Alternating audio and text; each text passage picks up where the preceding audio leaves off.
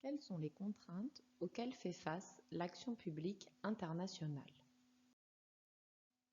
À la fin de cette vidéo, vous aurez compris qu'en présence de biens communs, les négociations et accords internationaux liés à la préservation de l'environnement sont contraints par des stratégies de passagers clandestins, mais aussi par les inégalités de développement.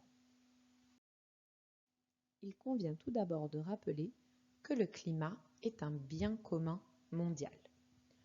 En effet, la qualité du climat est un bien non excluable, c'est-à-dire que l'on ne peut empêcher personne de bénéficier d'un climat de bonne qualité. Mais ce bien est aussi rival, car les activités polluantes de certains agents économiques privent d'autres agents d'un climat de bonne qualité. Or, en présence de biens communs, le marché est défaillant et il ne peut assurer la préservation d'un climat de bonne qualité. En effet, chacun, poussé par son intérêt individuel, peut polluer l'air autant qu'il le veut, puisque le bien est non excluable. Ce qui entraîne une dégradation du climat, nuisible aux autres agents, puisque le bien est rival. Il y a donc une perte collective. Face à cette perte collective, l'intervention des pouvoirs publics est nécessaire à l'échelle internationale. Des négociations internationales sur le climat vont alors se développer. Les négociations internationales sur le climat vont se développer suite au sommet de Rio de 1992. En effet, le sommet de Rio adopte la Convention cadre des Nations Unies sur le changement climatique. La CCNUCC regroupe actuellement 197 parties, c'est-à-dire 196 pays plus l'Union européenne. Ces parties se réunissent chaque année dans le cadre des COP ou Conventions des parties. Ces COP sont l'occasion de faire le point sur l'application de la Convention et de négocier de nouveaux engagements. Ces négociations peuvent aboutir à des accords internationaux, comme le protocole de Kyoto en 1997 ou l'accord de Paris en 2015. Mais ces négociations peuvent aussi échouer, comme ce fut le cas en 2009 lors du sommet de Copenhague. En effet, les négociations internationales se heurtent à deux contraintes, les stratégies de passagers clandestins et les inégalités de développement. Nous allons d'abord chercher à expliquer les stratégies de passagers clandestins. Pour cela, la décision de réduire les émissions de gaz à effet de serre peut être modélisée à l'aide du modèle du choix rationnel. Un pays, s'il fait un calcul rationnel, va comparer les avantages qu'il retire de la réduction des gaz à effet de serre au coût de cette réduction. Quels sont les avantages? La réduction des gaz à effet de serre doit permettre de limiter la hausse des températures et les conséquences négatives du changement climatique sur l'environnement et sur les populations. Mais cette lutte contre les gaz à effet de serre présente des coûts. Il s'agit premièrement de coûts économiques. En effet, la dépollution a un coût supporté par les entreprises ou par les ménages.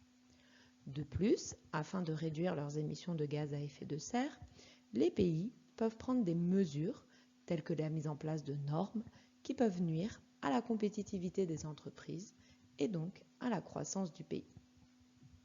Mais ces mesures ont également des coûts sociaux. En effet, si des pays prennent des mesures telles que la taxation, celles-ci peuvent poser des problèmes d'acceptabilité sociale. Selon le modèle du choix rationnel, les pays vont donc comparer les avantages et les coûts avant de s'engager dans la lutte contre les émissions de gaz à effet de serre. Si les avantages sont supérieurs aux coûts, le pays décide de prendre des mesures pour réduire ses émissions de gaz à effet de serre. Au contraire, si les avantages sont inférieurs aux coûts, le pays peut être tenté de se comporter en passager clandestin. La notion de passager clandestin a été théorisée par Mancur-Olson. Elle désigne la situation d'un individu qui bénéficie d'une situation favorable sans avoir à en payer le prix. Dans le domaine climatique, la stratégie de passagers clandestins correspond donc à la situation d'un État qui refuse de signer les accords en faveur de la lutte contre le changement climatique, mais qui bénéficiera des efforts faits par les autres pays pour dépolluer. Ces stratégies de passagers clandestins peuvent s'expliquer de deux manières. D'une part, les avantages de la dépollution sont collectifs, ils profitent à tous, alors que les coûts de la dépollution sont supportés individuellement par les pays. Les pays, s'ils font un calcul rationnel, ont donc intérêt à attendre que d'autres fassent des efforts coûteux pour dépolluer. D'autre part, les bénéfices de ces politiques se réaliseront à moyen, voire long terme, alors que les coûts de la dépollution sont immédiats. Ces différences d'horizon temporel peuvent donc limiter l'engagement des pays dans la lutte contre le changement climatique. Les négociations internationales sur le climat sont particulièrement touchées par le comportement de passagers clandestins, ce qui limite leur efficacité. Plusieurs phénomènes de passagers clandestins se sont notamment produits suite au protocole de Kyoto.